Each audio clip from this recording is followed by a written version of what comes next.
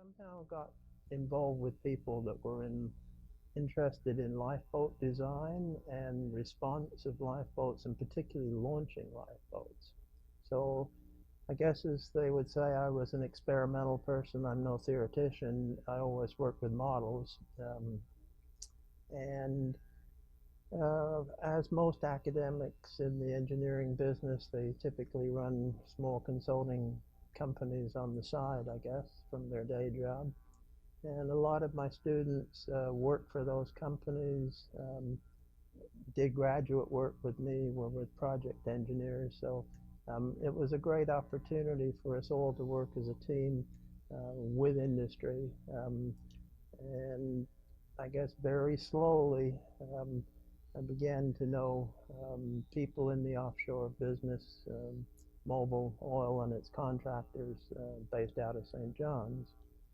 So I suppose as the offshore exploration developed, there was no production in those days. That was before the big concrete Hibernia platform and other subsequent floating platforms. This was all exploration drilling.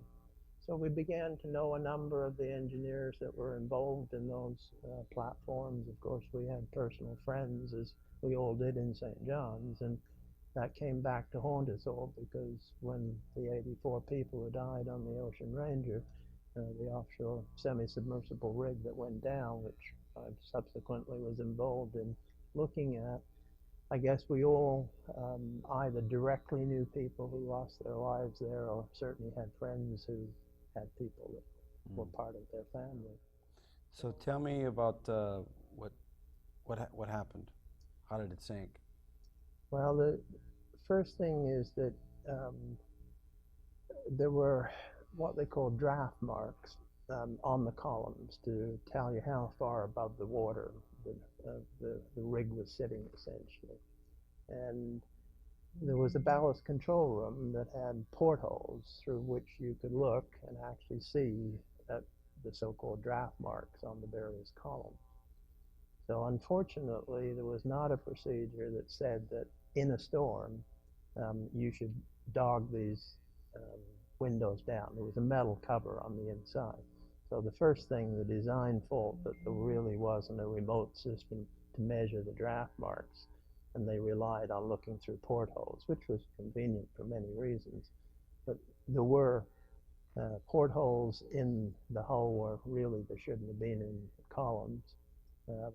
Unfortunately, the crew had not dogged them down from the inside, so the severe waves, about a 70-foot wave, came in, smashed out the window of one of these portholes. They then later on closed the metal covers after the fact. And in this ballast control room, which obviously controlled the stability of the rig, there were panels that were not waterproof. So there's water on the panels, there's electrical malfunctions, and the really ironic thing is that if they did have a fail-safe system, that if you turn the power off to the panel and the air to the panel, which is electric over air control of ballast control valves down in the pontoons, if they had turned the panel power off, turned the air off, and gone to bed for the night, the rig would have been fine. But they tried to clean it up, and instead of a system that had low voltage power for indicator lights that would tell you if the valves down in the pontoons, way down below, were open or closed, it was mixed in with the higher voltage power that actually operated the valves. So to tell if it was open or closed, you had to momentarily flick the power back onto the panel, by which time your valves could have been opening and closing. So by this time, they realized that they would take water in from the sea to ballast, to level the rig, and pump it up and down in the water, basically. And that was called a sea chest. And there was no remote way, other than through this panel, of opening and closing that sea chest. So they finally figured out that maybe they should go down the columns into the pontoons, manually close the sea chest valve, so at least there could be no more water from the sea coming in, which they did. What they didn't quite realize is that the water could gravitate back and forth between the tanks in individual pontoons. So you could level back and forth the attitude of the rig. So when they put the power back on the panel, there were indeed opportunity for valves to open to transfer water forward. And then after a while, it just got worse and worse, that there was a transfer of water forward. The rig is now pitched down. And then, unlike a ship that has anchors and chain lockers, where all of your chain is sitting while you're at sea, in a rig's case, it has the same thing, but of course it's moored, so you've got these gigantic compartments where the chain and wire rope would normally be. But when it's moored, it's all out on the seafloor. So you've got these huge caverns that are empty right below the windlasses, and they have no pumps. So once the rig got forward by the bow, then the waves are slopping over the windlasses, down the naval pipes, into these chain lockers. And after that's just a kind of a static head over heel. But there is one interesting point that people couldn't really quite understand, is that the rig was longer than the water was deep. So a lot of people couldn't ever understand how it was that the rig wound up upside down on the seafloor. And in point of fact, because of these huge waves, it nosed on down, hit the tip of the pontoons, the forward part, and then just catapulted on over. So when the divers found it and refloated it to tow it out to deeper water, it was upside down. The derrick, of course, was all smashed and so forth. And when they brought it up to refloat it, they floated it out to deeper water upside down, so that the bottom of the pontoon then were top of the water. So kind of an ironic thing, and the very tragic part of it all was that